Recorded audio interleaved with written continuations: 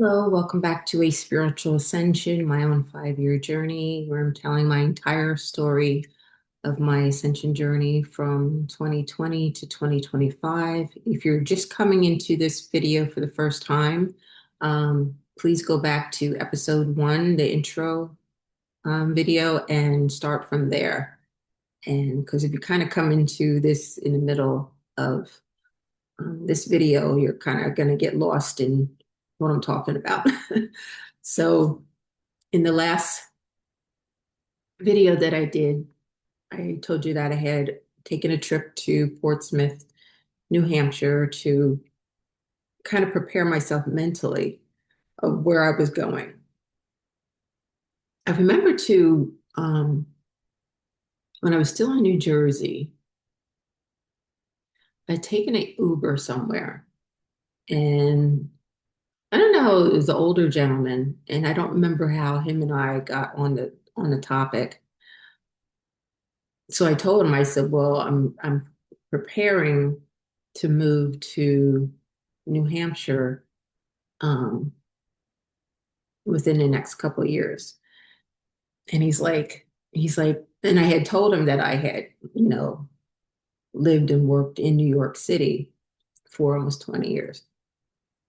And he's like, are you sure you want to go there? He's like, that's going to be a big change from going, having been in the city um, for so long. You get so used to city life to now going to like really almost like the country of, New England in New Hampshire.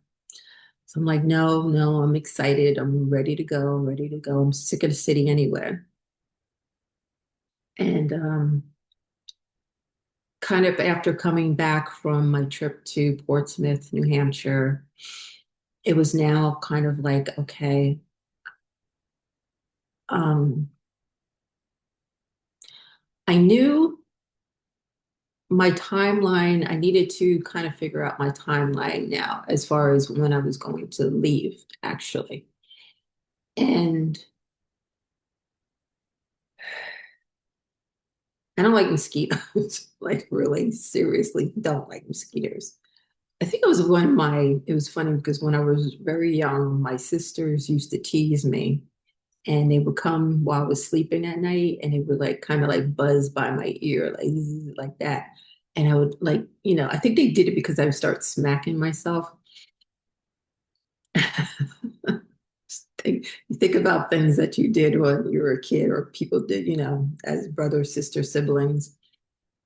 Anyway, the house that I was living in, she had a lot of foliage and stuff around the house, bushes and flowers and stuff. And I had noticed when I had first moved in the beginning of September, there was a lot of mosquitoes in around the area. She wasn't going to allow us to have air conditioning. So I was like, oh no, I can't really. And I had just gone through the past summer having an air conditioned house, having central air.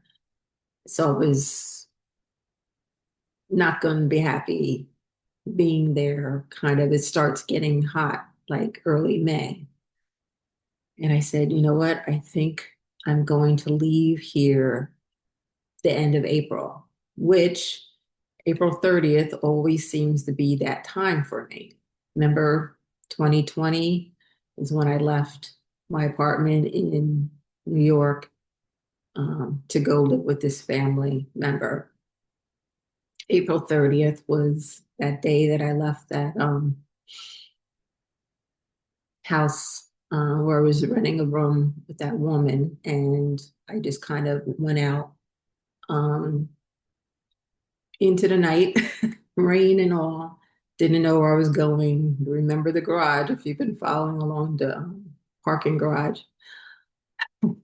Um, that was April 30th also. So April 30th seemed to be this date for me, and I said, I think I'm going to tell her that my last day here will be April 30th.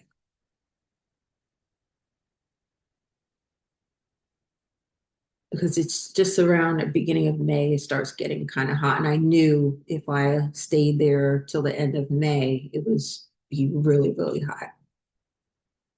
So over the next couple months, it was kind of like, okay, just pack the money away, pack the money away. And I needed to buy a car too.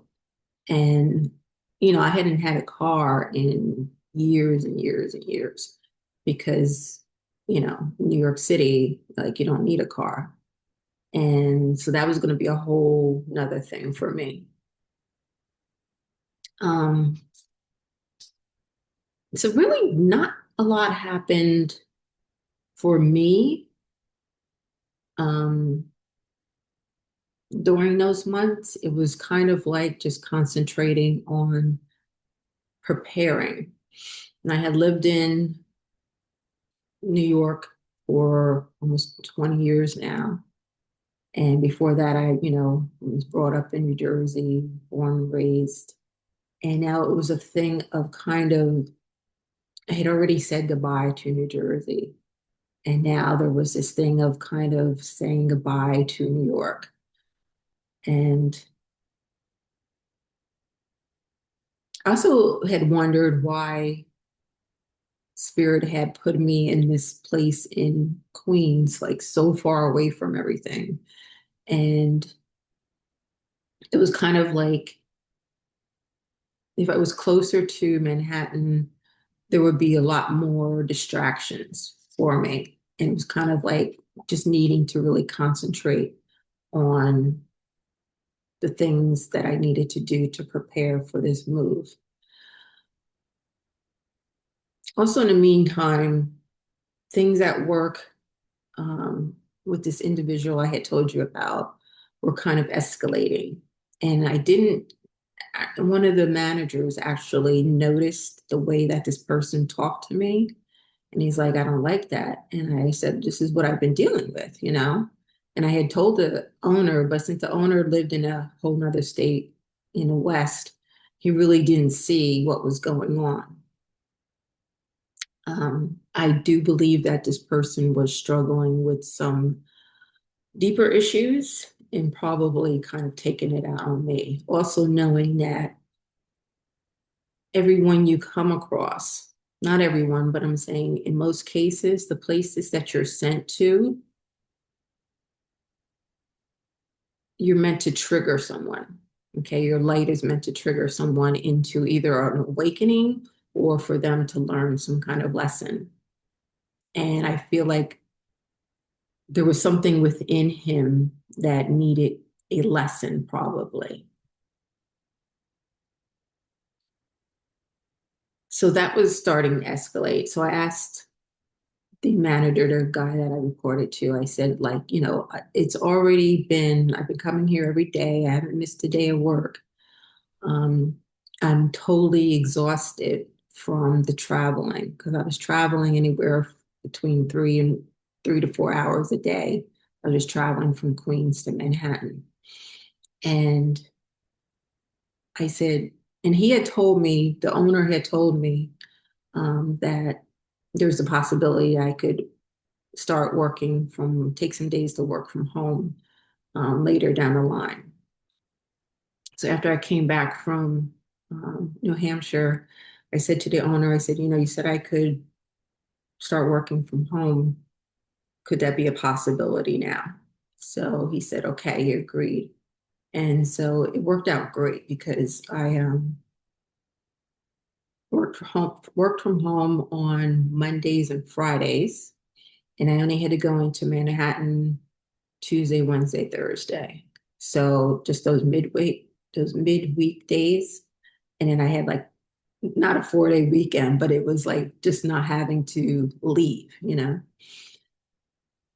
So that was like really great because now I didn't have to start work until 10 o'clock. So I had the whole morning and I try to start now kind of getting out and trying to do some exercise in the mornings. And then I didn't get off till 7 o'clock at night anyway, get off the computer. So by 7 o'clock, it was already kind of late and just time to wind down and, you know, go to bed and get ready for the next day. And that's kind of what my life was at that point. Trying to also the situation with this couple there was starting to become more and more volatile. And the woman actually got into a big thing with the landlord. Like the landlord was so tired of her, she wanted to get rid of this couple.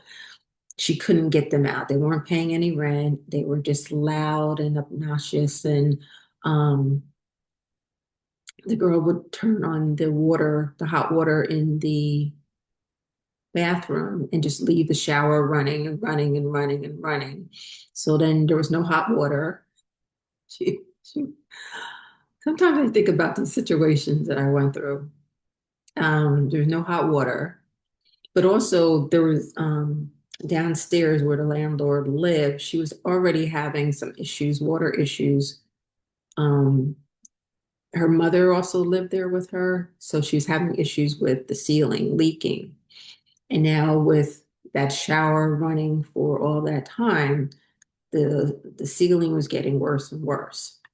And it was just so they got into this big thing in front of the house one day, and the landlord got her hitting her or something, and they called the police. And I think the police arrested the young girl. And but she was out like the next morning or something. And she still didn't learn her lesson. She was still attacking the boy. You would hear every once in a while, even though it lessened now because she knew, I guess, whatever country she came from, that kind of stuff was allowed. And, they take that stuff seriously, any kind of domestic violence here um, in the US. The landlord also wanted me to kind of get involved and take pictures, try to get video of her. And I'm like, you know what, that's one thing I had to learn was to take a step back from other people's situations. And I always feel like I had to fix everything for other people.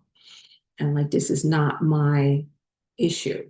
Like I'm here living, even though it is a bad situation for me having to hear it. Um, that was something for the landlord to handle. And I tried to tape things a couple times, but I'm not good at that kind of stuff. It just didn't feel right to me. And I felt like I was also going through a lesson of being able to trust spirit, that I would always be protected in no matter what kind of situation I was in. So coming up to April now, I start, looking for a car, and I found one, a Jeep online. It was an older Jeep, but in decent shape. So I purchased that at the end of April, and I was preparing, getting rid of anything that I didn't need, and starting to kind of pack up. I had bought that bed thinking I was going to be there for a longer period of time, but I was like, I can't take that bed with me. So I told the landlord, I said, I'm going to leave, and, I'll just leave the bed there for whoever comes in next, because people like myself who are coming there are trying to maybe get back on their feet or need a place to stay for a couple months, or just visiting, on a visa, like I say, for a while, and they need somewhere to be. And to have to come and not have a bed there. Anyway, um, she didn't want me to leave. She's like, "Oh, you've been such a good tenant. You pay your rent on time and everything." And I'm like, "Yeah, I know, but I'm tired of that situation with this couple." And also, I was so ready to leave New York and get to my destination. So I'm going to leave it here and fill you in on those last few days of April and the next one of what happened. And I'll see you in the next one.